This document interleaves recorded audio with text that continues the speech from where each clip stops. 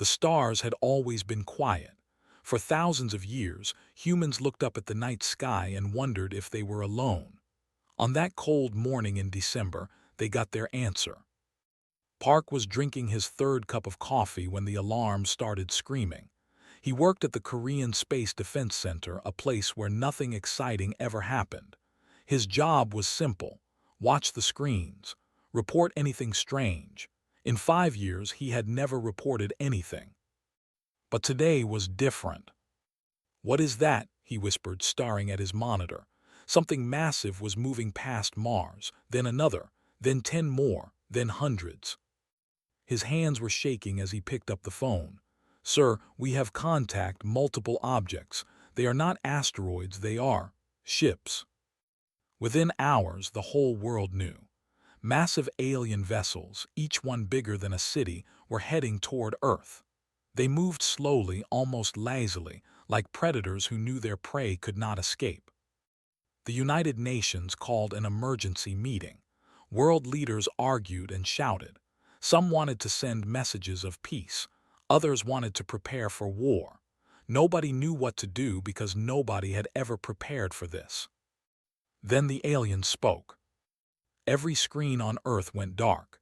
Every phone, every television, every computer showed the same image. A creature stood before them.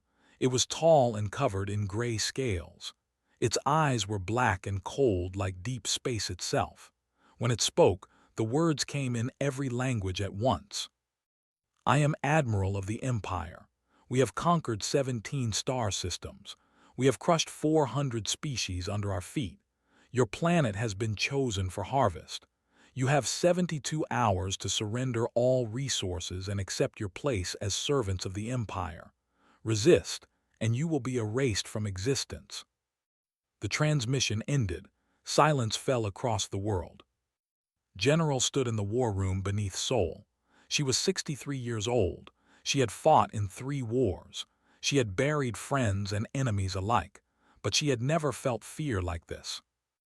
Around her, generals and admirals from every nation waited for someone to speak.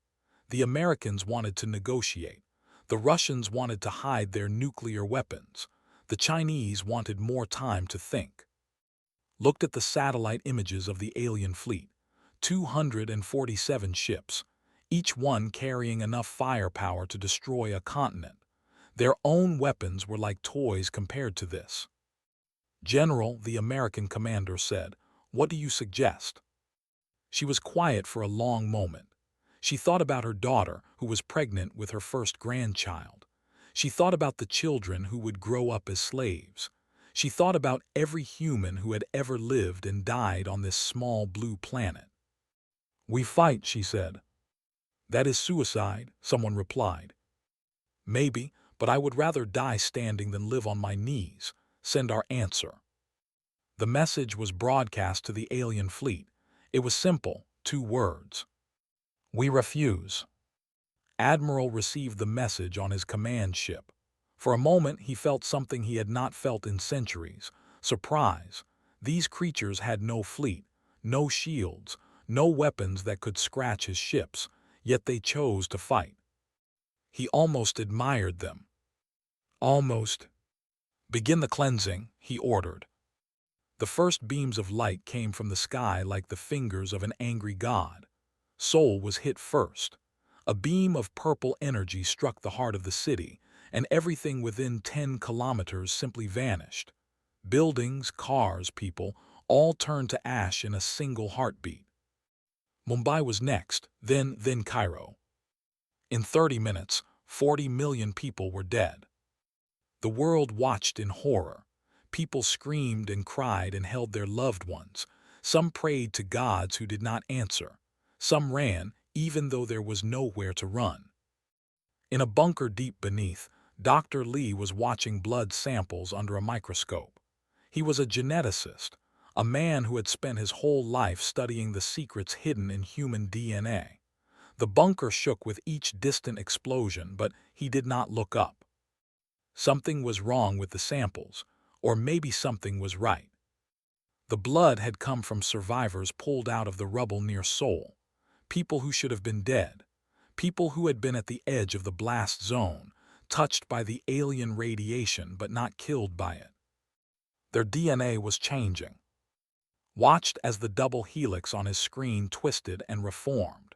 New sequences appeared that he had never seen before. Dormant genes that had been sleeping for millions of years were suddenly waking up. "This is impossible," he said to himself. But science did not lie. The radiation from the alien weapons was doing something to human genetics.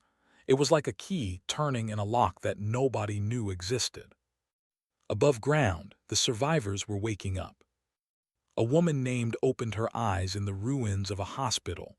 Her body hurt everywhere. She could feel broken bones and burned skin, but she could also feel something else, a warmth spreading through her chest, a power she could not name. She looked at her hands. The burns were healing. Right before her eyes, her skin was knitting itself back together. Around her, she could sense life. She could feel the heartbeats of 12 children trapped under concrete nearby. Without thinking, she walked to the rubble. She put her hands on a slab of concrete that weighed 2 tons. And she lifted it. The children stared at her with wide eyes. She did not understand what was happening, but she knew she had to save them. She carried them out, one by one, moving through the destruction with strength that should have been impossible. She was not the only one. All across the planet, survivors were rising.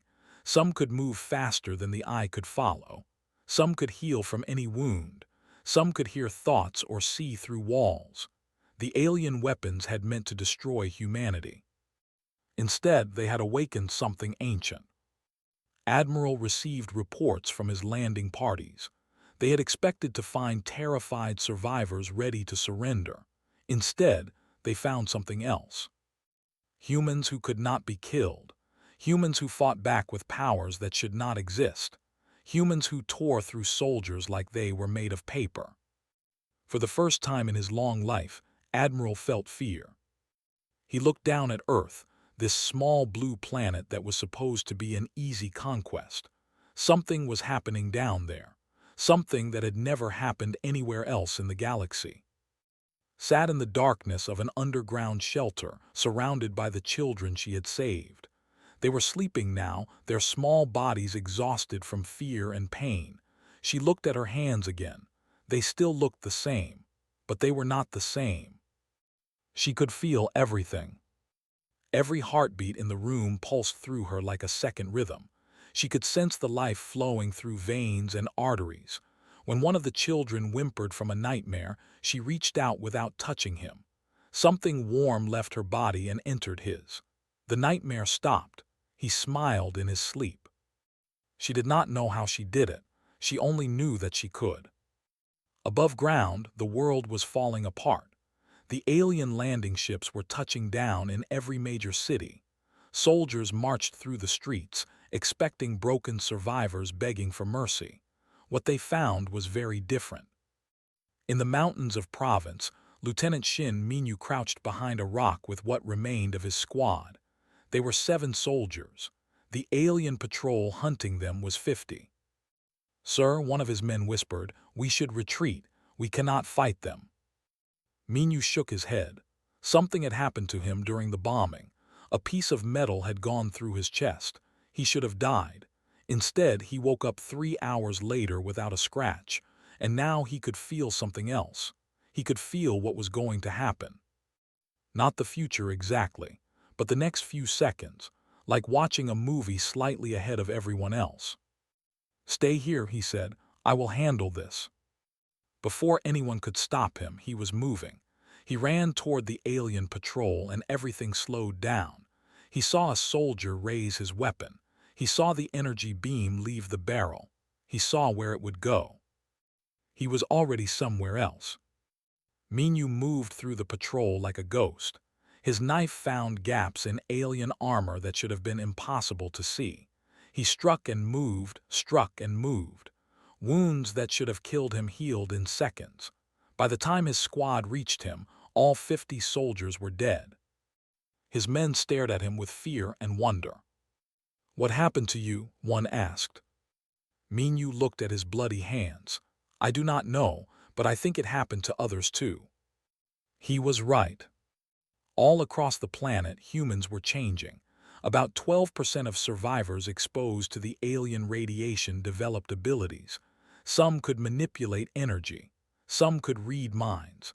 Some became strong enough to lift trucks. Others could run fast enough to blur. But the transformation was not free. Dr. Lee worked without sleep. Bodies were brought to his bunker every hour. People who had started changing but could not finish. Their cells tore themselves apart.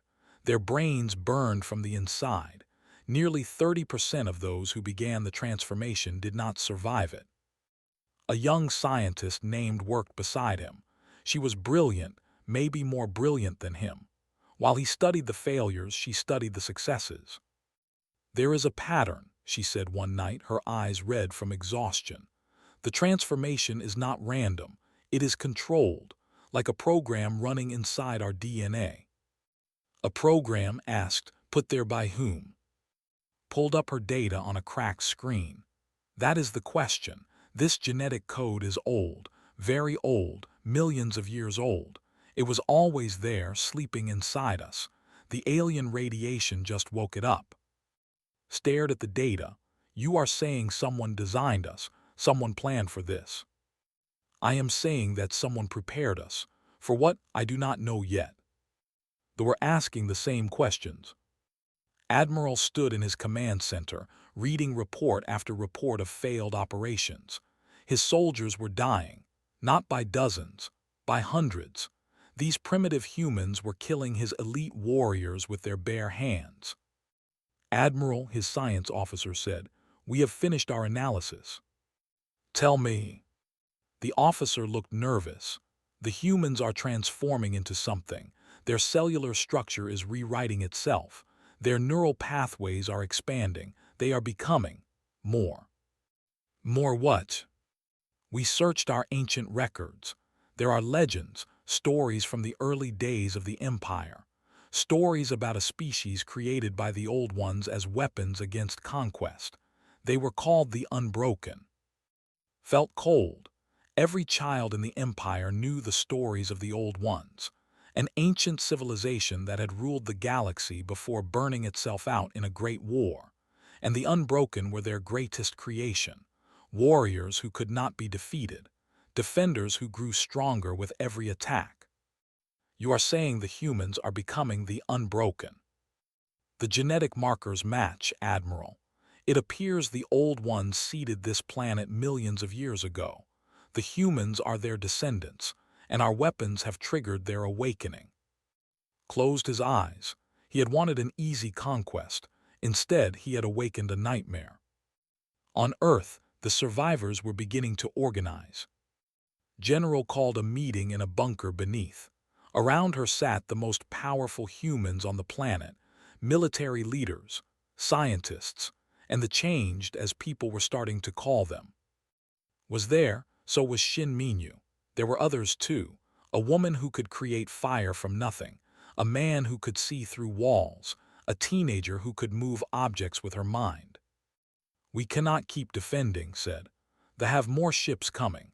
If we wait, they will simply bomb us from orbit until there is nothing left. Then what do you suggest? An American general asked. Minyu stepped forward. We attack, we take the fight to them. Attack how? We have no ships, no way to reach orbit. Doctor raised her hand. That may not be true. The changed are still evolving. Their abilities are growing. Some have already developed resistance to vacuum. Given time, they may be able to survive in space. The room fell silent. You are talking about human beings flying through space, someone said. That is science fiction. Shook her head. 3 days ago, lifting 2 tons of concrete was science fiction. Yesterday, I healed a man who had lost both legs. Today, I can feel life on the other side of the planet. We are becoming something new. We do not know what our limits are because we have not found them yet. General looked at the faces around her, changed and unchanged, soldiers and scientists, humans. Then we find out, she said. We train, we organize, we learn what we can become, and when we are ready, we take this war to the stars. Outside, the sun was setting over a ruined world. Millions were dead. Cities were burning. The greatest enemy humanity had ever faced was preparing to finish them off. But in bunkers and shelters across the planet, humans were waking up, changed and unchanged alike, united by something stronger than fear. Hope. Admiral received one final report before the day ended. His scouts had intercepted human communications. They were not begging for peace. They were not preparing to surrender. They were preparing to attack. He transmitted an emergency message to the. His hands were shaking as he wrote the words. "We have made a terrible mistake. Request immediate reinforcement. They are not prey. They are becoming something else entirely. We may have doomed ourselves." The message flew through space at faster than light, but it was already too late. Humanity was awake. 3 weeks had passed since the invasion began. The world had changed forever. They held most of the major cities. Their soldiers patrolled the streets, enforcing curfews and collecting resources. They had won the first battle, but they were losing the war. Every night, humans struck from the shadows. Changed fighters appeared from nowhere, killed entire patrols, and vanished before reinforcements arrived. Supply lines were cut. Communication towers fell. Commanders who felt safe in their bunkers woke up to find their guards dead and strange symbols painted on their walls. The symbols were simple, a human handprint burning. In the underground base beneath, humanity was preparing for something bigger. Han stood in a training room, her hands crackling with electricity. She was 22 years old. 3 weeks ago, she had been a university student studying engineering. Then the bombs fell. Then her brother died. He had started changing like her, but his body could not handle it. She held him as he screamed, as his cells tore themselves apart from the inside. He was gone in minutes. Now she trained every day until she collapsed. Her ability was dangerous. She could generate electromagnetic pulses strong enough to shut down an entire building, but she could not always control it. Sometimes the power burst out of her without warning. Again, the instructor said. She raised her hands. A ball of lightning formed between her palms. She pushed it toward the target across the room. The ball flew straight and true, hitting the metal dummy in the center of its chest. The dummy exploded. "Better," the instructor said, "much better." Did not smile. She was not training to be better. She was training to be deadly. General watched the training from an observation room. Beside her stood a changed man who had developed something unusual. He could see tactical possibilities. When he looked at a battlefield, he saw not what was happening, but what could happen. Every choice branched into thousands of outcomes. "She is ready," said. "Are any of them ready?" asked. "We are asking children to fight a war against an empire that has conquered star systems. We have no choice. The reinforcement fleet will arrive in 2 weeks. If we do not strike now, we never will." Nodded, she knew he was right. They had intercepted alien communications. A second fleet was coming, larger than the first. If it arrived while the still controlled Earth, humanity would be crushed. Then we move forward with the plan. The battle begins tomorrow. Island had become the main base in Asia. 10,000 alien soldiers were stationed there. Supply ships landed daily, bringing weapons and equipment from orbit. Taking would not win the war, but it would prove that humans could fight back. It would prove that they could be beaten. The attack came at dawn. Shin Minyu led the first wave. His team of changed fighters approached the island underwater, swimming faster than any normal human could. They could hold their breath for 30 minutes now. Some did not need to breathe at all. They emerged on the eastern shore like ghosts. Minyu felt the future unfolding before him. He knew where every guard would be. He knew which patrols would cross their path. He led his team through the darkness, killing silently, leaving no witnesses. The second wave came from the air. Han and 30 other changed with energy abilities dropped from helicopters high above the base. They fell without parachutes. Normal humans would have died on impact. They landed in crouches, their bodies absorbing the force like it was nothing. Raised her hands. Lightning arced from her fingers and struck the main power generator. The lights went out across the entire base. Then the real fighting began. They were not weak. Their soldiers were trained killers, veterans of dozens of conquered worlds. They fought with discipline and advanced weapons, but they had never faced an enemy like this. Humans who healed from wounds in seconds. Humans who could see attacks coming before they happened. Humans who could rip through armor with their bare hands. Led the medical corps. She moved through the battlefield, touching wounded soldiers and pushing life energy into their bodies. A man with a hole in his chest stood up fighting moments later. A woman missing an arm found herself growing a new one. The changes were terrifying, but they were not alone.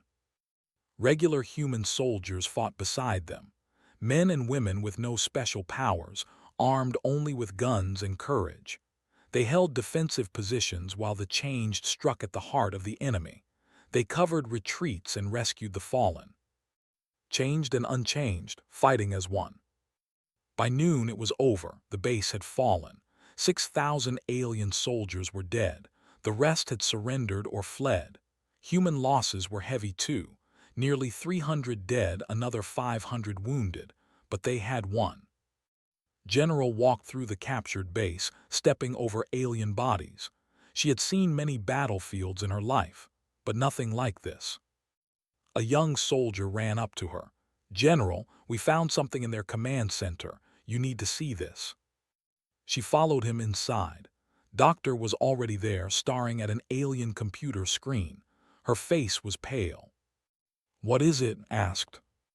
"They have records, old records from before they became an empire. They speak of the unbroken, the warriors created by the old ones, but there is more." She pulled up another screen. Strange symbols filled the display, symbols that looked almost like DNA sequences. "There is a message buried in our genetic code," said. "The old ones put it there millions of years ago. I have been working on decoding it since the beginning. Now, with access to translation systems, I can finally read it." "What does it say?" Took a deep breath.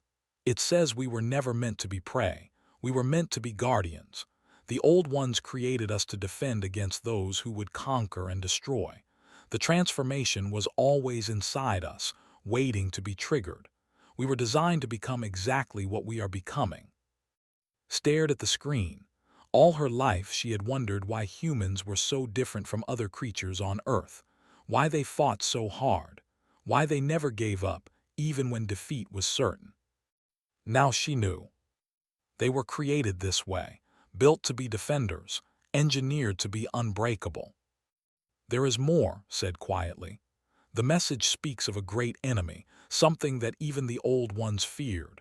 They created us to fight it someday. They are not that enemy. They are just the alarm clock. The real war has not even begun." Outside, the sun was shining over the battlefield. Soldiers were cheering, celebrating their victory. For this moment at least they had won. But Shin Minyu was not celebrating. He stood at the edge of the base, looking up at the sky. The second fleet was coming, and beyond them, somewhere in the darkness of space, something worse was waiting. He felt a hand on his shoulder. It was. "We won," she said. "We won a battle. The war is just beginning." She followed his gaze upward. "Then we take the fight to them." Minyu nodded slowly. The changed were still evolving. Some had started developing the ability to survive in vacuum, to generate their own heat, to fly. Humanity had been earthbound for its entire existence. That was about to change. "Yes," he said, "we take the fight to them." First human ship was not built, it was grown. Doctor had discovered that the most powerful changed could do something extraordinary. They could push their cells outside their bodies. They could make those cells grow and multiply. They could shape them into new forms. 1,000 changed volunteered to donate their cellular material. The process was painful and exhausting, but slowly, over 3 weeks, something took shape in the underground hangar beneath. A living ship. Han stood before it on the day it was finished. The ship was beautiful and terrifying. Its hull was not metal but flesh, dark gray and pulsing with internal light. It had no engines that anyone could see, but it moved in response to thought. It healed from damage within seconds. It was alive. They called it the Inheritance. "Can it really fly in space?" General asked. Placed her hand on the ship's surface. She could feel its heartbeat, its hunger to fly, its loyalty to its creators. Only one way to find out. 3 days later, the Inheritance rose from Earth. Inside were 10,000 soldiers, both changed and unchanged. They had trained together, fought together, bled together. They were no longer thinking of themselves as different types of humans. They were simply human. The ship passed through the atmosphere and entered the void of space. Inside, nothing changed. The living hull maintained pressure and temperature. It recycled air and generated gravity. The changed who had given their cells to create it could feel the ship like an extension of their own bodies. Sat in the command chair. She was not a military officer. She had been a student 6 weeks ago. But she had lost more than anyone, trained harder than anyone, and fought fiercer than anyone. When the crew voted for a captain, they chose her. "Set course for the staging base," she said. "Let us introduce ourselves." The base was located near Jupiter, using the gas giant's gravity to shield supply ships during their long journey from the Empire. It was defended by 50 warships and orbital weapons platforms. Admiral himself commanded the defense. He received warning of the approaching human ship with disbelief. "One ship?" he asked. "They are attacking with one ship." "Yes, Admiral, but our scanners cannot identify its composition. It appears to be organic." Watched the strange vessel approach. It was smaller than his warships. It moved differently too, more like a living creature than a machine. "Open fire." 100 weapons fired at once. Energy beams and missiles streaked toward the Inheritance. The human ship did not dodge. It simply absorbed the attacks. Holes appeared in its hull and closed within seconds.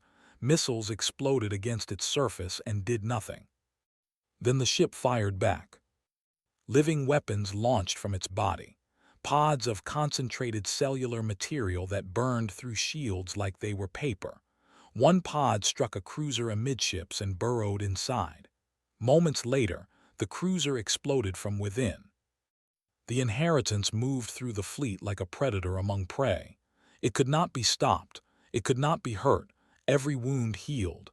Every attack failed. But the ship was not alone.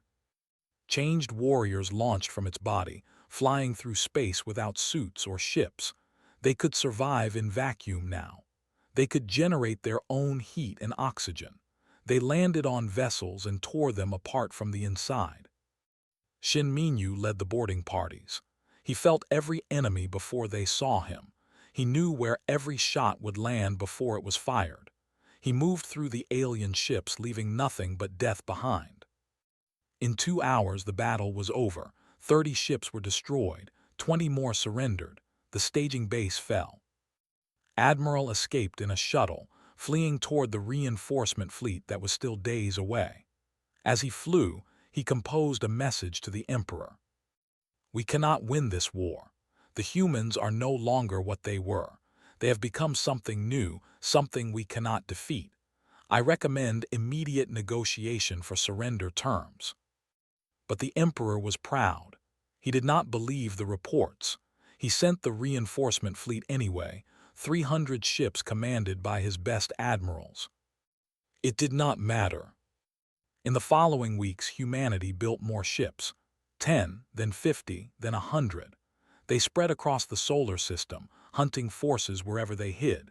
Changed warriors who could now survive indefinitely in space formed the first human space marines.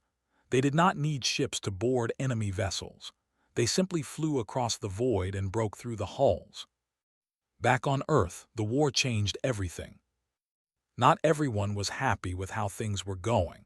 Some unchanged humans were afraid. They looked at the changed and saw something inhuman. They worried about what would happen when the war ended. Would the changed rule over normal humans? Would humanity split into two species, master and servant?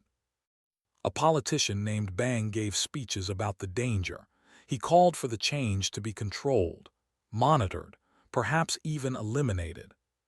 His movement grew, fear was spreading. Stood before the World Council to respond. She was unchanged, a diplomat who had spent her whole career building bridges between nations. Now she had to build a bridge between two kinds of humans. "My brother is changed," she said, her voice steady. "He can lift a car with one hand and run faster than any vehicle. My daughter is unchanged. She is 7 years old and cannot do anything special, but they are both my family. They are both human."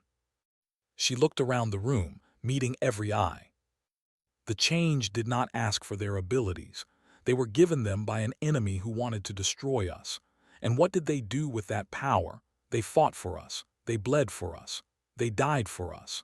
Unchanged soldiers fight beside them every day, and they tell me the same thing. The changed are not our enemies. They are our brothers and sisters. Her words spread across the planet. Videos of changed and unchanged fighting side by side. Stories of changed healers saving unchanged lives. Stories of unchanged soldiers protecting changed children. The fear did not disappear, but it faded. The final battle came 3 months after the invasion began. Admiral commanded the last fleet from his flagship. 300 ships, everything the Empire had sent to Earth. Against him stood humanity's first true space fleet. 200 living ships, each one crewed by changed and unchanged working together. The battle lasted 12 hours. Was not a fool. He had studied human tactics. He had learned from his defeats. He fought with everything he had, using every trick and strategy his people had developed over centuries of conquest. It was not enough. Shin Minyu led the boarding party that reached flagship. He found the admiral on the bridge, surrounded by the bodies of his guards, held a weapon in his hand but did not raise it. "You are the one they call the Ghost," said. "I have read your file. You were nobody before this war, a simple soldier." "I still am," Minyu said. Laughed a harsh and bitter sound. "No, you are something else now. Your people are something else. We awakened you and now you will destroy us." Minyu shook his head. "We do not want to destroy you. We want you to leave. Go back to your empire. Tell them what happened here. Tell them to never come back." The admiral stared at him for a long moment. Then he lowered his weapon. "I will tell them something else. I will tell them that for 17 star systems we were the predators. We took what we wanted and crushed anyone who resisted. We thought we were the strongest." He looked at Minyu with something like respect. "We were wrong." They surrendered 3 days later. The Emperor sent envoys to negotiate terms. Dr. Li and General represented humanity. The terms were simple: return what was taken, pay for what was destroyed, leave and never return. They agreed. They had no choice. As their ships departed from Earth's solar system, Admiral sent one final transmission. It was not to humanity. It was to every species in the galaxy who might be listening. "Do not touch Earth. Do not threaten them. Do not provoke them. They are not what they seem. They are beyond what any of us can fight. Learn from our mistake. Leave them alone." The war was over. Humanity had won. 5 years had passed since the invasion. Earth was different now. The scars remained. Seoul was still being rebuilt. Mumbai had become a memorial. But alongside the ruins, new things had grown. Living buildings that healed themselves. Gardens that glowed at night. Hospitals where no wound was permanent and no disease was death. The changed and the unchanged had learned to live together. It was not always easy. There were still people who feared the changed. There were still changed who thought themselves better than normal humans, but most people had found a balance. They were all human. They were all survivors. Ran a hospital in New, near the crater where the old city used to be. She was 43 now, her black hair streaked with gray. The transformation had not made her immortal. She still aged, still felt tired, still worried about the future. But she could do things no doctor in history had dreamed of. Today she was treating a special patient, a child, one of thousands who had come to Earth as refugees. After the war, the Empire had fallen apart. The defeat at Earth had shattered their reputation. Subject species rose up. Allies became enemies.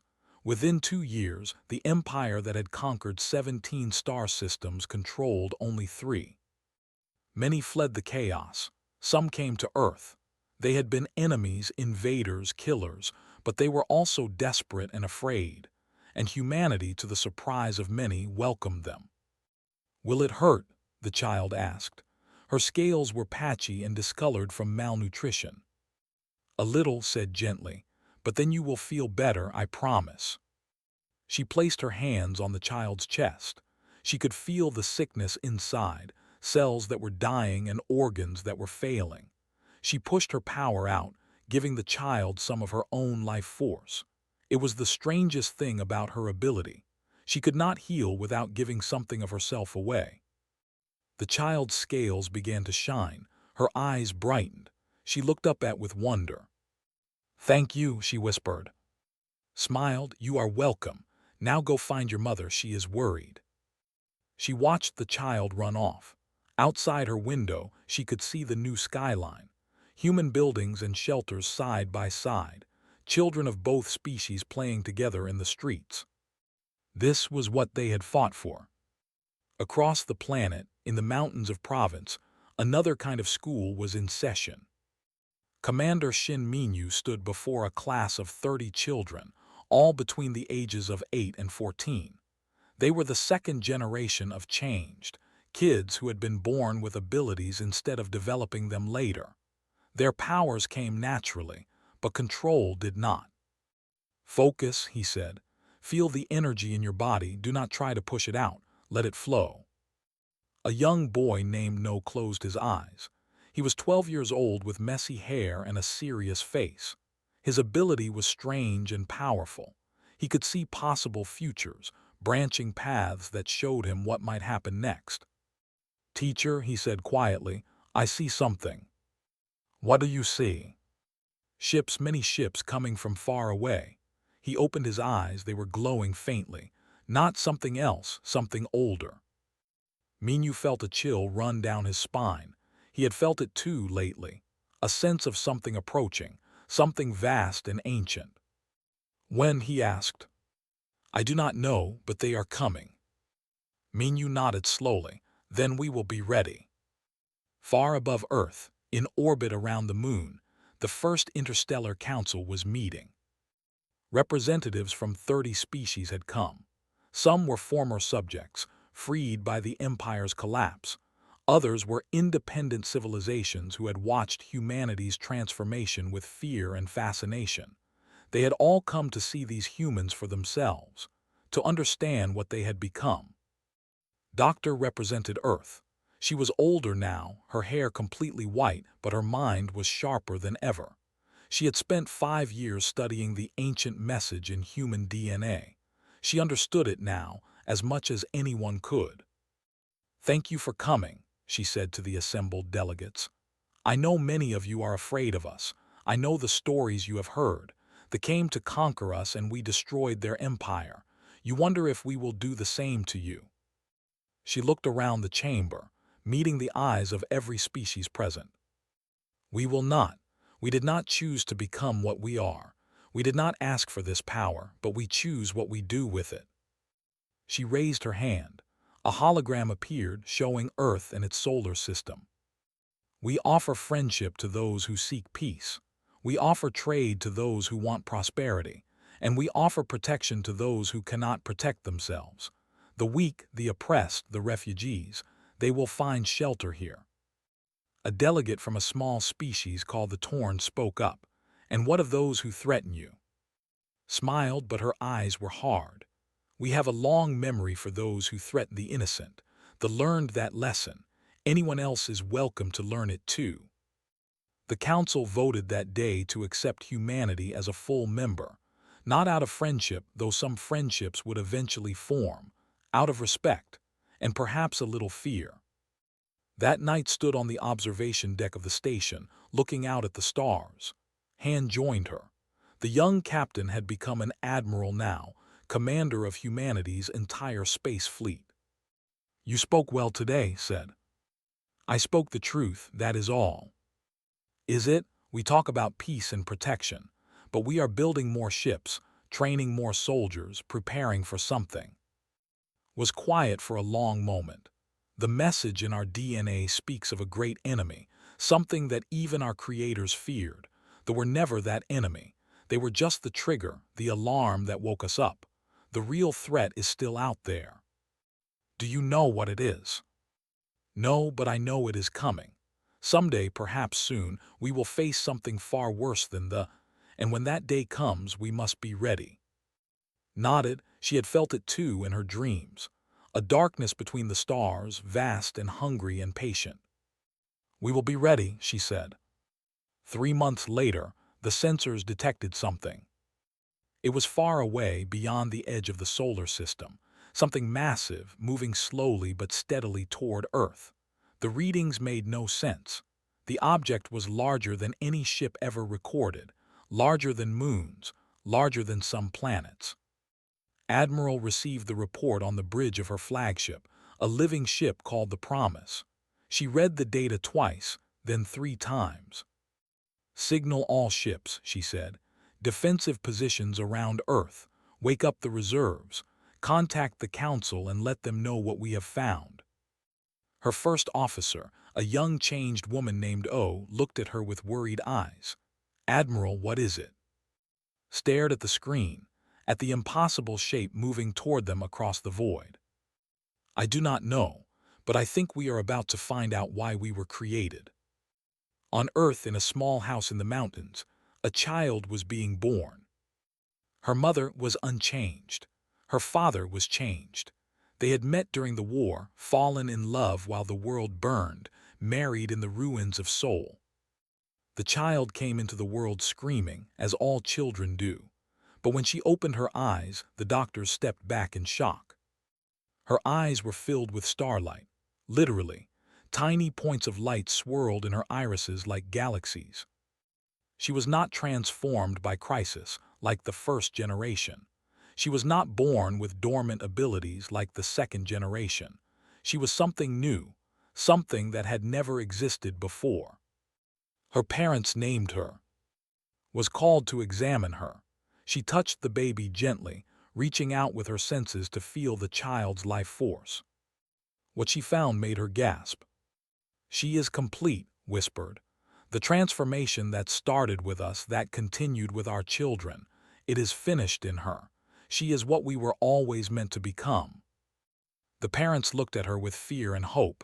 "What does that mean? What will she be?" Looked down at the baby, had stopped crying. She was looking up with eyes that held the light of distant stars. "She will be a guardian," said softly. "The first true guardian, what the old ones always meant for us to be." Outside, the sun was setting. Somewhere beyond the sky, something ancient was approaching. A darkness that had destroyed civilizations, consumed worlds, and hunted the universe for millions of years. It had noticed Earth. It had noticed what humanity was becoming, and it was coming to destroy them before they grew any stronger. But it was already too late. In hospitals and homes, in bunkers and bases, children like were being born. The third generation, the completed transformation. Humanity had not just changed. Humanity had evolved. They had asked what humanity transforms into when threatened. They learned the answer too late. The universe would learn soon enough. Humanity was no longer just a species from a small blue planet. They were becoming guardians of the stars, defenders of the innocent. The answer to a prayer spoken millions of years ago by beings who knew that someday something terrible would return. That something was coming now, and humanity was ready. Admiral stood on her bridge, watching the impossible shape approach. Her fleet spread out around Earth, 200 living ships crewed by the best humanity had to offer, changed and unchanged, first generation and second, all of them ready to fight.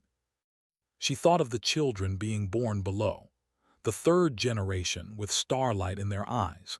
She thought of everything humanity had lost and everything they had gained. She thought of her brother, who had died when the transformation burned through his body. She thought of the future she had never expected to see. "All ships," she said, her voice steady and calm. "This is Admiral Han. For 5 years we have prepared for this moment. For 5 years we have trained and grown and become something new. Now the enemy approaches. The enemy our creators feared. The enemy we were made to fight." She took a deep breath. Humanity does not run. Humanity does not surrender. Humanity does not kneel. We are the guardians of Earth, the defenders of the innocent, the children of the old ones. And today we show the universe what that means. She smiled, fierce and proud.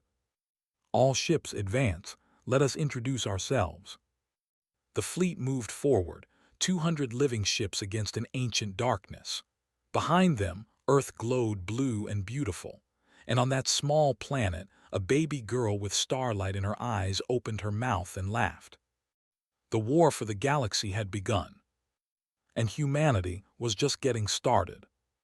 But as looked out at the stars from the bridge of the inheritance, she knew this was just the beginning. They were gone, but the universe was vast and full of dangers, and humanity was just getting started. Above them, the stars waited, and humanity was almost ready to reach them. And they were angry. Humanity was transforming, and they had no idea what they had just unleashed.